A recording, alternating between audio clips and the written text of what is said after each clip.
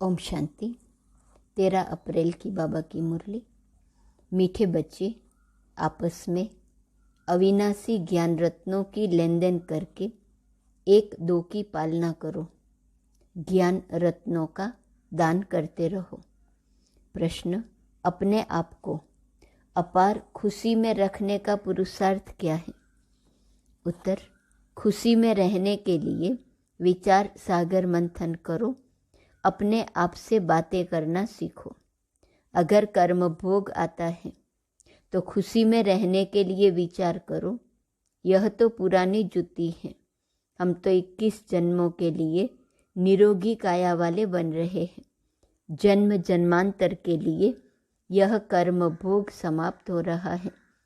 कोई भी बीमारी छूटती है, आफत हट जाती है तो खुशी होती है न। ऐसे विचार कर खुशी में रहो। गीत: माता ओ माता, तू सबकी भाग्य विधाता। ओम शांति। यह है माताओं की महिमा। वंदे मातरम।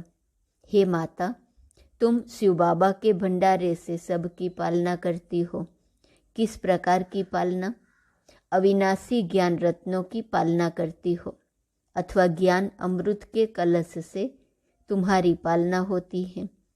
तुमको शिव बाबा के भंडारे से अविनाशी ज्ञान रत्नों का खजाना मिलता है। वास्तव में महिमा शिव बाबा की ही है। वह करण करावन हार है। माता है जगत अम्बा।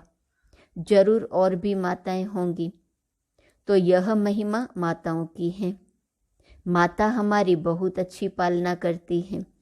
शिव बाबा के यज्ञ में जो रहने वाले हैं, उन्हों की भी पालना होती है। और अविनाशी ज्ञान रत्नों से भी माताओं द्वारा पालना होती है। मेजॉरिटी माताओं की है। बहुत हैं जो भाई भी बहनों की पालना करते हैं। दोनों एक दो से ज्ञान रत्नों की लेन देन करते एक दो की पालना करते हैं। भाई बहन का, बहन भाई का बहुत रूहानी प्यार होता है। इस दुनिया में तो एक दो के दुश्मन भी होते हैं, एक दो को विकार ही देते हैं। यहाँ अविनाशी ज्ञान रत्नों का खजाना देते हैं। तुम हो बहन भाई, ब्रह्मा कुमार कुमारियाँ। तुम्हारा नाम भी बहुत भारी है। प्रजापिता ब्रह्मा के जरूर कुमार कुमारियाँ होंगे। यह बुद्धि से काम लिया जाता है। गीत में माताओं की महिमा है। जगत अम्बा सरस्वती है, तो जरूर और भी बच्चे बच्चियां होंगे, गोया फैमिली होंगी। यह भी समझने की बात है न। प्रजापिता लिखा हुआ है न। ब्रह्मा को कहा जाता है प्रजापिता, तो जरूर कोई समय ब्रह्मा द्वारा प्रजा रची गई होंगी। ब्रह्मा है साकारी सृष्टि का पिता। गाया हुआ है, प्रजापिता ब्रह्मा द्वारा ब्राह्मण कुल की रचना हुई। आदि सनातन पहले पहले ब्राह्मण हो जाते हैं। वास्तव में आदि सनातन देवी देवता धर्म कहना यह रॉन्ग है। वह तो है सतयुग का धर्म। यह आदि सनातन ब्राह्मणों का धर्म जो है, वह प्रायः लोप हो गया है। देवता धर्म से भी पहले यह ब्राह्मण धर्म है, जिसको चोटी कहते हैं। इनको कहा जाएगा संगम युगी आदि सनातन ब्राह्मण धर्म। कितना अच्छा राज है समझाने का। बाबा ने समझाया है, पहले जब कोई आते हैं तो उनको बाप का परिचय दो। यह है मुख्य। ब्राह्मणों की तो राजधानी है नहीं।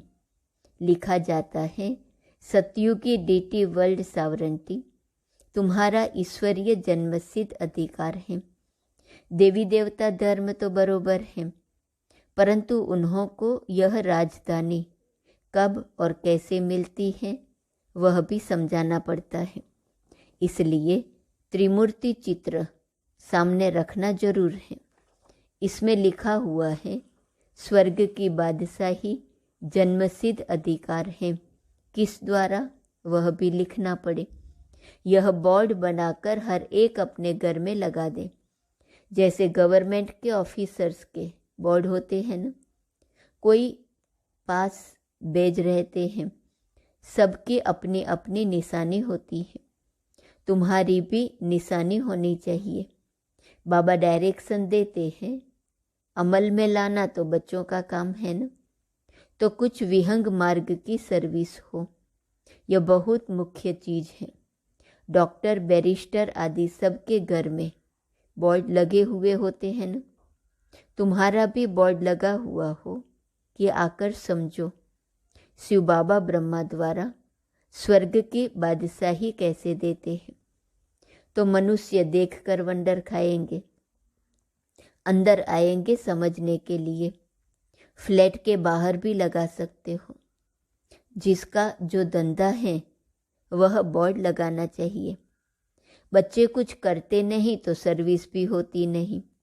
एक तो माया का वार होता है।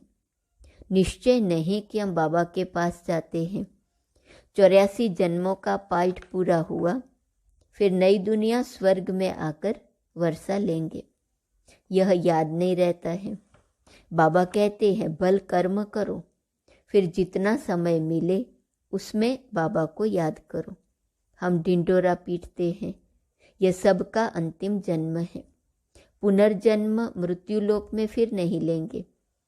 तुम भी जानते हो मृत्युलोक अभी खत्म होना है। पहले निर्वाण धाम स्वीट होम जाना है। ऐसे ऐसे अपने साथ बातें करते रहना चाहिए। इसको विचार सागर मंथन कहा जाता है। बाप कहते हैं तुम कर्म योगी हो, क्या तुमको कछुए जैसा भी अक्ल नहीं है? वह भी शरीर निर्वाह अर्थ घास आदि खाकर कर्मेंद्रियों को समेट शांत में बैठ जाते हैं। तुम बच्चों को तो बाप की याद में रहना है, स्वदर्शन चक्र फिराना है। अपने को मास्टर बीज रूप समझना है। बीज में झाड़ का सारा ज्ञान है। इनकी उत्पत्ति कैसे होती है, पालना कैसे होती, ड्रामा का 84 का चक्र कैसे फिरता है। 84 के चक्र के लिए यह गोला बनाया जाता है, जो मनुष्यों को 84 जन्मों का ज्ञान आ जाए। बाप ने समझाया है, तुम सिर्फ 84 जन्म लेते हो। जो आदि सनातन देवी देवता धर्म वाले हैं, अर्थात जो ब्राह्मण से देवता बनते हैं, उनके ही 84 जन्म होते हैं। तुम 84 जन्मों को जानते हो। ब्रह्मा की रात और ब्रह्मा का दिन कहते हैं, इसमें 84 जन्म आ जाते हैं। तो त्रिमूर्ति का बोर्ड बनाए लिखना चाहिए, यह ईश्वरीय जन्मसिद्ध अधिकार है। लेना हो तो आकर लो, अब नहीं तो कब नहीं। इस होवनहार महाभारत लड़ाई के पहले पुरुषार्थ करना है। यह बोर्ड बनाना बहुत सहज है। चाहे त्रिमूर्ति लगाओ व शिव का लगाओ, नाम परमपिता परमात्मा शिव तो लगा हुआ है। वह है गीता का भगवान। गीता में है ही राजयोग की बातें। तब हम लिखते हैं दैवी स्वराज्य ईश्वरीय जन्मसिद्ध अधिकार है। यह है शिव बाबा और यह प्रजापिता ब्रह्मा, इन द्वारा वर्षा मिलता है। स्वर्ग में राजा रानी बनते हैं। राम क्या देते हैं, रावण क्या देते हैं, यह तुम जानते हो। आधा कल्प है राम राज्य, आधा कल्प है रावण राज्य। ऐसे नहीं परमात्मा ही दुख देते हैं। दुख देने वाला तो रावण है, 5 विकार है जो ही विशेष बनाते हैं। सतयुग है शिवालय। बच्चों को भिन्न भिन्न प्रकार की समझानी रोज मिलती है, तो खुशी में रहना चाहिए ना। तुम जानते हो शिव बाबा पढ़ाते हैं। ऐसे नहीं कि साकार को याद करना है। शिव बाबा हमको ब्रह्मा द्वारा सहज राजयोग सिखाते हैं। शिव बाबा आते ही हैं प्रजापिता ब्रह्मा में। प्रजापिता ब्रह्मा और किसको कह नहीं सकते। ब्राह्मण भी जरूर चाहिए। बाप आकर सच बतलाते हैं। गाया भी जाता है, सेकंड में राज्य भाग्य। बच्चे कहते हैं हम शिव बाबा के बच्चे हैं, वह है ही स्वर्ग का रचयिता, तो जरूर हमको स्वर्ग की राजाई देंगे। और क्या देंगे? बाबा कैसा वंडरफुल है। 1 सेकंड में जनक को जीवन मुक्ति मिली, यह भी गाया हुआ है। तुम जानते हो अब हम शिव बाबा के बने हैं। शिव बाबा को जरूर याद करना है। जब बाप की गोद ली है, जिससे स्वर्ग का वर्षा मिलता है, उनको और वर्षे को याद करना है। जैसे बच्चे धर्म की गोद लेते हैं तो जानते हैं पहले हम फलाने का बच्चा था, अब फलाने का हूँ। उनसे दिल हट जाएंगी और इनसे जुटती जाएंगी। यहाँ भी तुम कहेंगे हम शिव बाबा के एडॉप्टेड बच्चे हैं। फिर उस बाप को याद करने से फ़ायदा ही क्या? मोस्ट बिलव्ड बाप इतनी बड़ी संपत्ति देने वाला है। बाप ही मेहनत करके बच्चों को लायक बनाते हैं। ऐसे बाप को तुम घड़ी घड़ी भूल जाते हो। और तो सब तुमको दुख देने वाले हैं, फिर भी उन्हों को याद करते हो, और मुझ बाप को तुम भूल जाते हो। रहो बल अपने घर में, परंतु बाबा को याद करो। इसमें मेहनत चाहिए, तब ही पाप विनाश होंगे। यह तो सारा कब्रिस्तान बनना है। बच्चे मेरे बने, गोया विश्व के मालिक बने। तुम जानते हो बाबा के बने हैं, फिर स्वर्ग के मालिक हम अवश्य बनेंगे। खुशी का पारा चढ़ना चाहिए।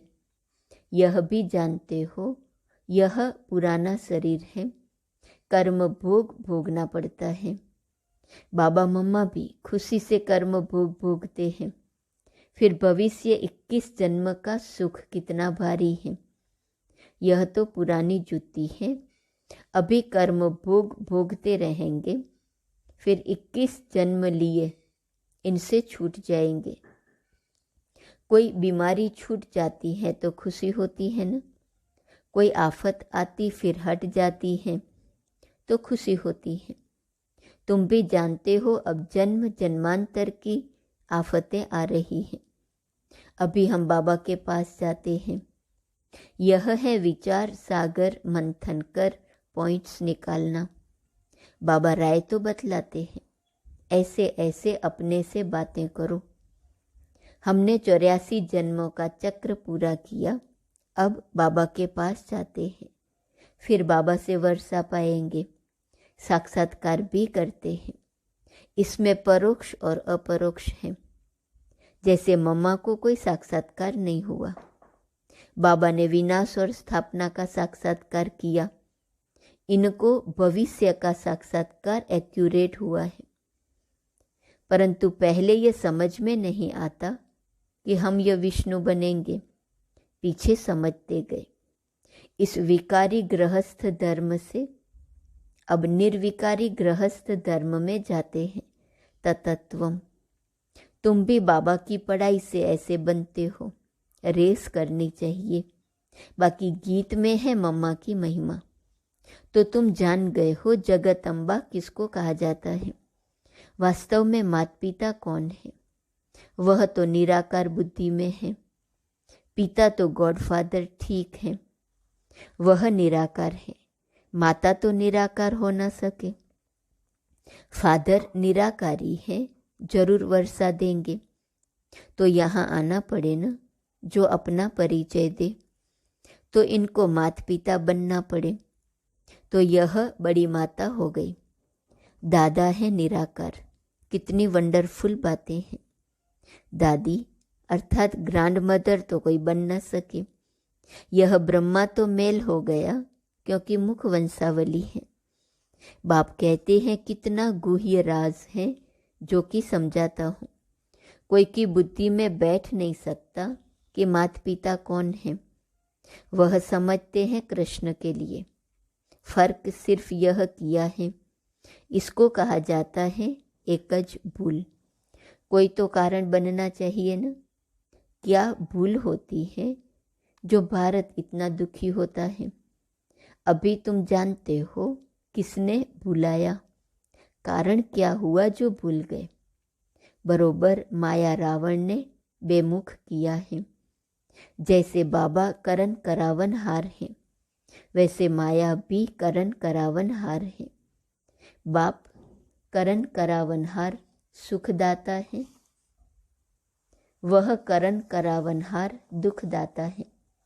माया बाप से बेमुख कर देती है। अब बाप खुद कहते हैं, हे आत्माएं, निरंतर मुझ बाप को याद करो।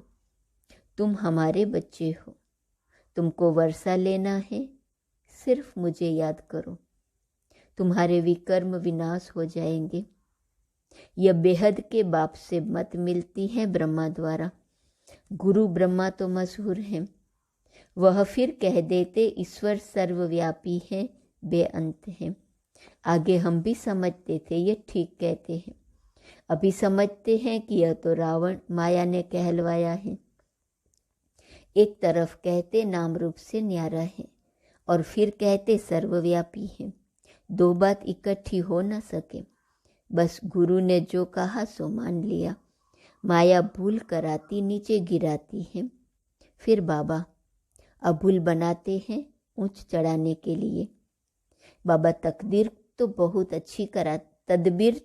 अच्छी कराते हैं। फिर अपनी तकदीर बनानी है, बाप को याद करना है, यह तो सहज है। कन्या की जब सगाई हो जाती है तो उनके पीछे एकदम चटक पड़ती है ना। वैसे अब तुम्हारी सगाई होती है शिव बाबा से, तो उनको चटक पड़ना चाहिए। बाप कहते हैं तुम मुझे याद करो, तुम्हारी आत्मा पवित्र बनेगी तो तुम मेरे साथ चलोगे। मैं तुम्हें नैनों की पलकों पर ले चलूँगा। सिर्फ तुम मुझे याद करो तो मैं गारंटी करता हूँ तुम पापों से मुक्त हो जाएंगे। एम ऑब्जेक्ट बिगर पुरुषार्थ कैसे करेंगे। यहाँ अंधश्रद्धा की बात नहीं। यह शिव बाबा की कॉलेज है। वह है स्वर्ग का रचयिता। अमर लोक के लिए पढ़ा रहे हैं। अब तो मृत्यु लोक है। मृत्यु लोक खत्म हो जाएगा, फिर सतयुग जरूर आएगा। यह चक्र फिरता ही आता है। अच्छा, मीठे मीठे सिकिलदे बच्चों प्रति माता पिता बाप दादा का याद, प्यार और गुड मॉर्निंग। रूहानी बाप की रूहानी बच्चों को नमस्ते। रूहानी बच्चों की रूहानी बाप को नमस्ते नमस्ते नमस्ते। धारणा के लिए मुख्य सार, पहली पॉइंट, कछुए मिसल। सब कर्मेंद्रियों को समेट बाप और वर्षे को याद करना है। कर्म योगी बनना है, अपने आप से बातें करनी है। दूसरी पॉइंट, आपस में ज्ञान रत्नों की लेन देन कर एक दो की पालना करनी है। सबसे रूहानी प्यार रखना है। वरदान, दिल के सच्चे संबंध द्वारा यथार्थ साधना करने वाले निरंतर योगी भव। साधना अर्थात शक्तिशाली याद। बाप के साथ दिल का सच्चा संबंध। जैसे योग में शरीर से एकाग्र होकर बैठते हो, ऐसे दिल, मन, बुद्धि सब एक बाप की तरफ, बाप के साथ साथ बैठ जाए। यही है यथार्थ साधना। अगर ऐसी साधना नहीं तो फिर आराधना चलती है। कभी याद करते, कभी फरियाद करते। वास्तव में याद में फरियाद की आवश्यकता नहीं। जिसका दिल से बाप के साथ संबंध है वह निरंतर योगी बन जाता है। स्लोगन, करावनहार बाप हैं, इस स्मृति से बेफिक्र बादशाह बन उड़ती कला का अनुभव करते चलो। स्वमान है, मैं आत्मा इच्छा मात्रम अविद्या हूँ। अव्यक्त इशारे की पॉइंट है। फरिश्ता जीवन की विशेषता है इच्छा मात्रम अविद्या। देवताई जीवन में तो इच्छा की बात ही नहीं।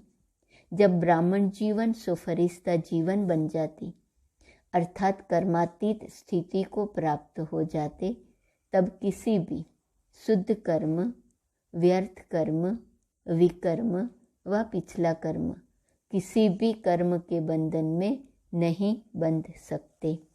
ओम शांति।